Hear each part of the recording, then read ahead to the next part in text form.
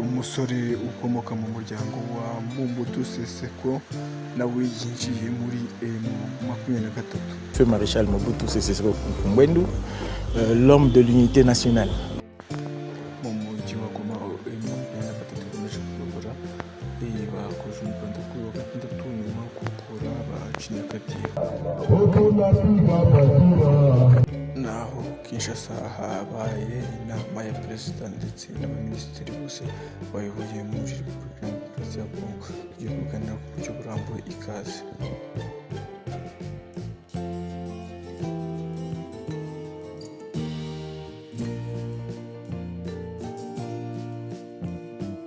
Umusore ukomoka mu muryango wa Mobutu nawe yinjiye muri M23.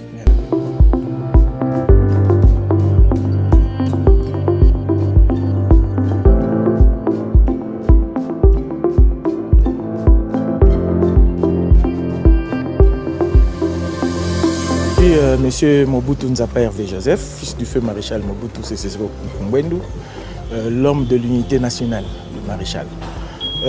Raison nangai ya kokuta na cordon awa eloko ya liboso ezali adhésion nangai personnellement na kati ya mouvement AFC M23. Pambate pona nini kotala par rapport ya idéologie et la vision qu'a l'AFC M23. Nakoba nazalaka déjà membre ya mouvement AFC M23 parce que je suis aussi un grand révolutionnaire. Nasololi na mokonzi na biso cordon nanga eloko na moni ya motuya azali na vision ya kondo maréchal Mobutu. Il y a unité nationale, il y a pour refaire unité nationale et que bana ya Congo baza ya kokabonate bikolo za ya kokabonate tozonga bomoko. Pambate na bomoko nde tokolonga nde kotokotonga mboka na biso. Namoni que par rapport à idéologie wana namoni aza ko incarner pena mwana ya maréchal sur le plan idéologique yango eloko na sepeli ya motuya mingi yango wana.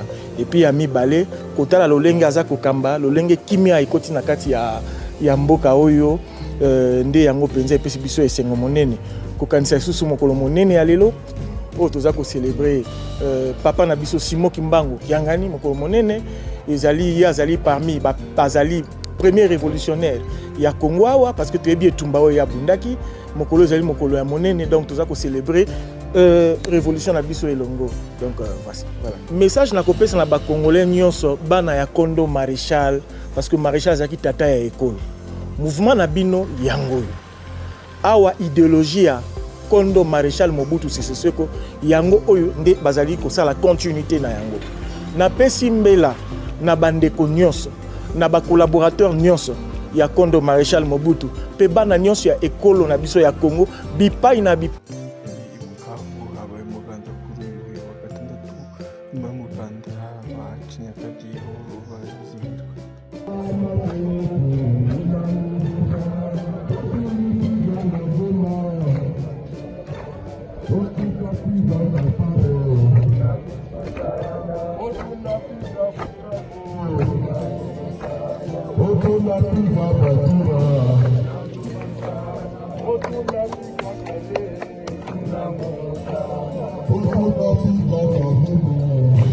Kinshasa habaye inama ya perezida ndetse n'abaminisitiri bumvikana byinshi bitandukanye.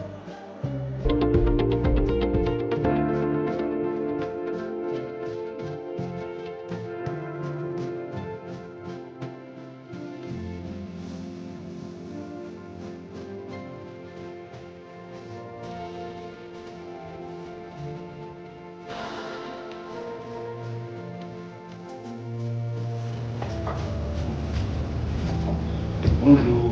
Bonjour. Ça va?